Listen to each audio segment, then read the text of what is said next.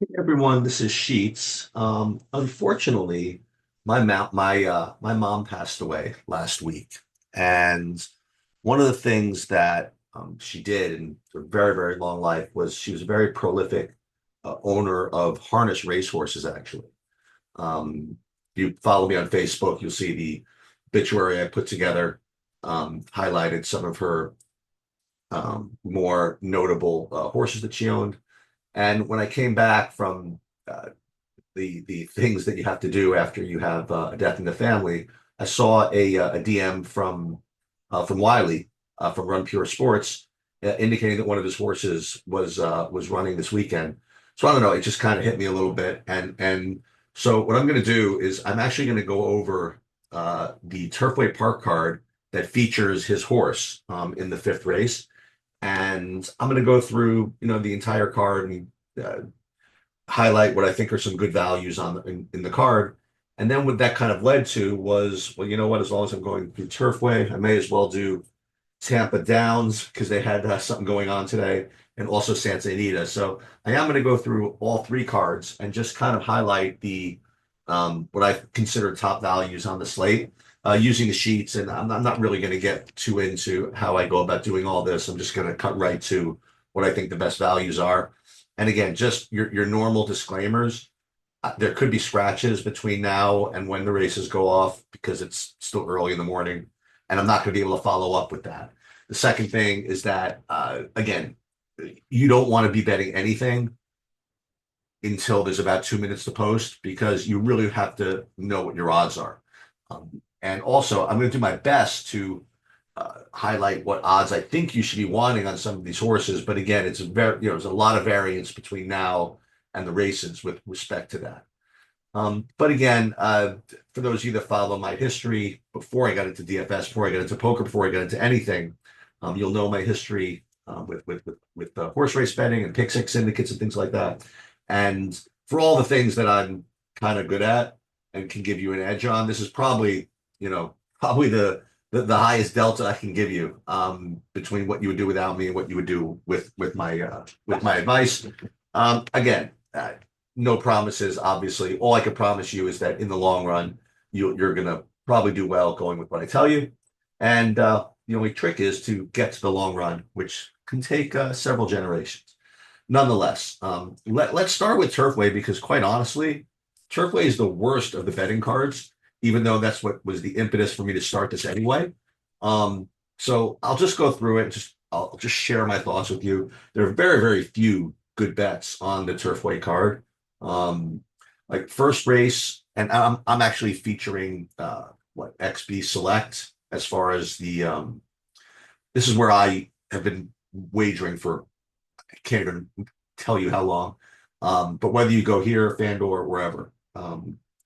Anyway, so in the first race, there's very, very little value here. The 4 and the 7, I think, are very reasonable favorites. Actually, Trey says if you want to use him with an exacta, in other words, you want to play the 4-7, that could be okay. I think that these are the two most likely winners. And yes, I do think, unfortunately, that the 4 is most likely winner. So you're probably not going to get more than even money on him, not worth betting. Maybe you could play a 4-7 exacta or even 7-4 if you want to play the early pick five, just to degen, right? Because the fifth race is the one with Wiley's horse. I can't see anything except for the 4 and the 7. So you could start with that, I suppose. All right, second race. Literally, I put all no value, meaning that I can't find a single horse in here that is mispriced to a degree where I would use it. So again, if you want, you could again, if you just want to play the pick five leading into Wiley's race or whatever, you could go all in this race, but make no mistake, you're really not getting any value here. And likewise, unfortunately, I hate to, listen, all I can do is be honest.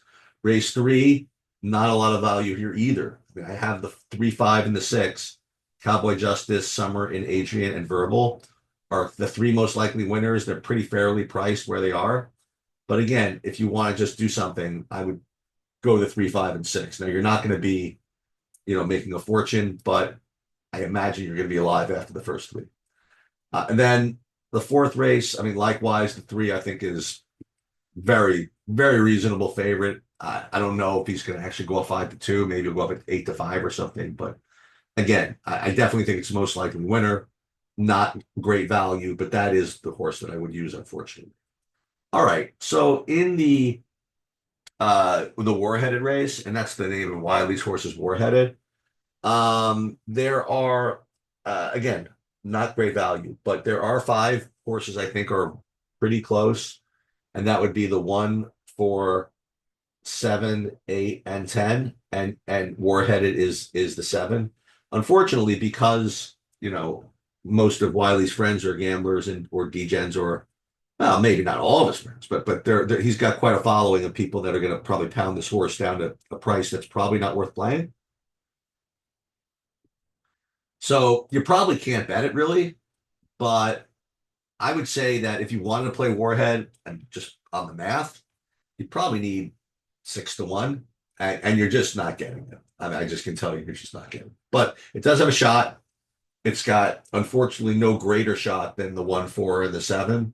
Maybe it's a little better than the 10, excuse me, 1, 4, and the 8. Maybe it's a little better than the 10, but not by enough to deal with his odds. So officially, I would say you really shouldn't be betting Warheaded, but certainly has a reasonable chance to win. And listen, we know how this goes. We're going to bet him anyway.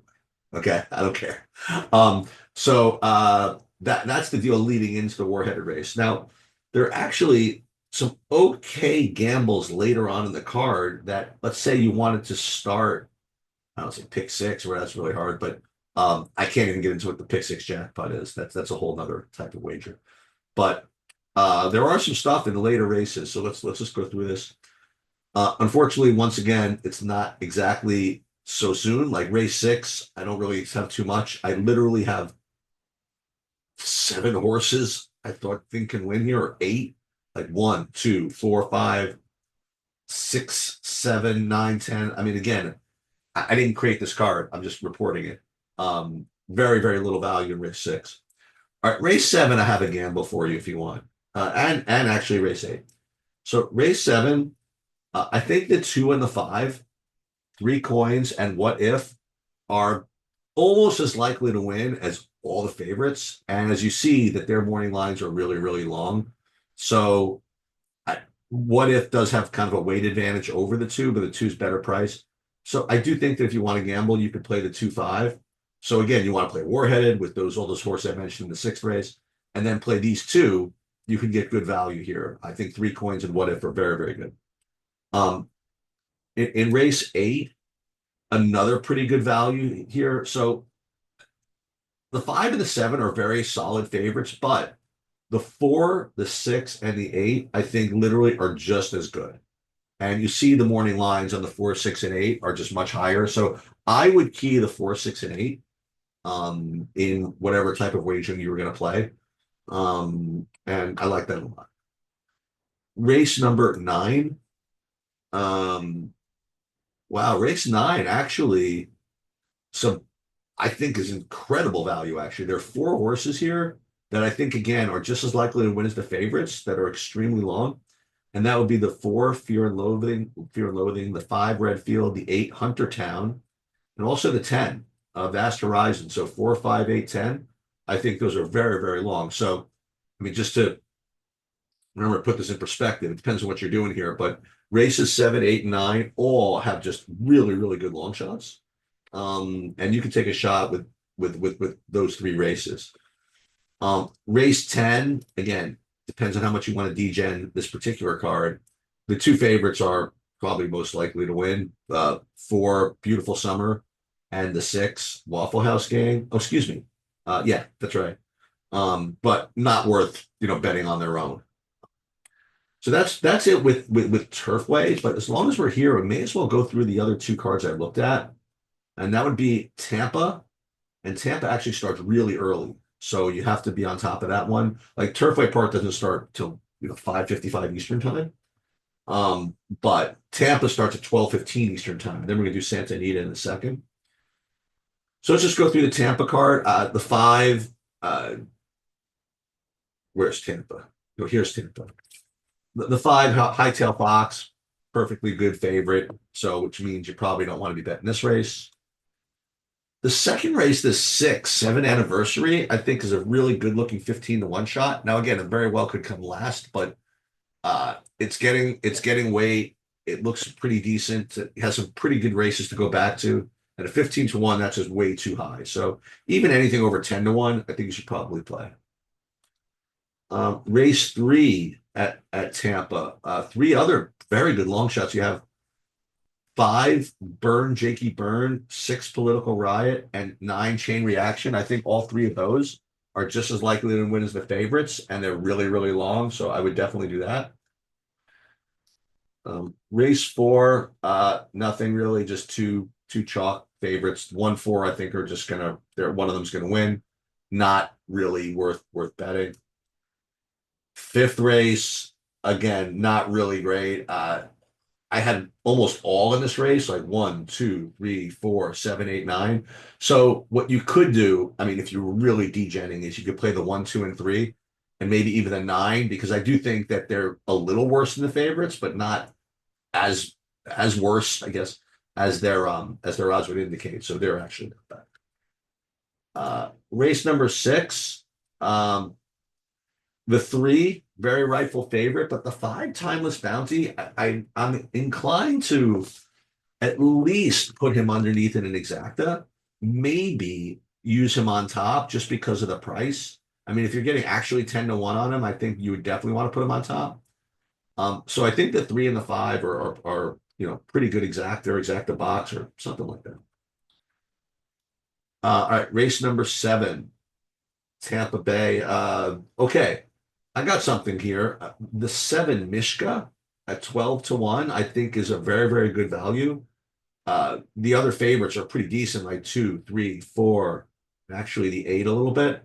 But I think the 7 again is likewise just about as good, and you're getting a huge price. So I think the 7 at 12 to 1 is good. Uh, Tampa race 8, terrible. Literally all can win. Don't bet this. And race 9 is bad as well. I guess I like the 3, 5, and 10, but you really shouldn't be betting this race. Okay, and finally, since I did this at Santa Anita, let's talk about some of these. So there are a couple of decent things over here. Let's see, Santa Anita race 1, and this starts at 4 p.m. Eastern time. Curling Command at 10 to 1. I literally don't think it's possible that it goes over 10 to 1, but if he does, just insane value. I think he's just as good as the 7 and the 8. I'm willing to bet that these three all end up pretty similar in price. If not, like if Curling Command does in fact go up even anything approaching 10 to 1, it's extremely strong. Race number 2, I think they'll have the Whiskey in the Cup, the 2, as a decent value here. The 6 Panuco is the most likely winner, but the 2 Whiskey in a teacup, sorry, is actually really good at 12 to 1. Race 3, I put the 2, 4, 5 as really good values just to beat the 1. I think the 1 is fine, but again, it's just an odds game. I think the 2, 4, 5 are just as likely to win. So I would probably toss the 1 and use the 2, 4, 5. Race 4, incredible value here. You have the 3, She's Misbehaving, and also the 7, Prancelot at 15 to 1 and 12 to 1. Those are extraordinary values, and I would definitely use those guys. Race 5, hopeless, terrible betting race. Everybody's whatever. I would not touch this or go all or something. Race number 6, the 7, Game Time. Very, very strong single, I think, at 8 to 1. Anything over 5 to 1, maybe I would try this. 4, 5, and 8, totally reasonable favorites, but I think the 7 is just as good, if not better. And an 8 to 1 is certainly good value. Race number 7 is a little confusing. It's hard to explain to non-horse racing people, but the 11 is either like a lock or he's not, or she's not, or he's not. Sorry. So he's 9 to 2, and if he runs the way he should run, he should look like 3 to 5. But he's had a layoff, and it's kind of fishy. But if he is over 4 to 1, you're just going to have to play it. Aside from that, nothing. Race 8, nothing. Race 9, nothing. Okay, maybe. All right. The 4 L on the auto, like let's say you lost all your money betting all my other garbage picks today, and you needed to really get out, maybe try El Onianato and the 7 packs a punch. But again, that's just for pure tilt. And race 10, the 6 and the 10 are going to come in 1-2. They just are. And it's not going to pay anything. So that's pretty much all I have. Sorry to emo you earlier about my mom and all that stuff, but it did motivate me a little bit because she was an owner of horses, and I'm looking at my winter circle pictures. I have my own a couple of horses that are up in my wall as well. And when Wiley, I saw that DM from him when I was again, he sent it to me when I was at the hospital. I didn't see it till like yesterday, and it just ticked me a little bit. So I figured I would just tout him. I would uh, shout him out, root for him in his horse racing stable, and we'll all root for Warhead today. Probably a terrible bet, but we're all going to bet it anyway. All right, that's it, and good luck, everybody.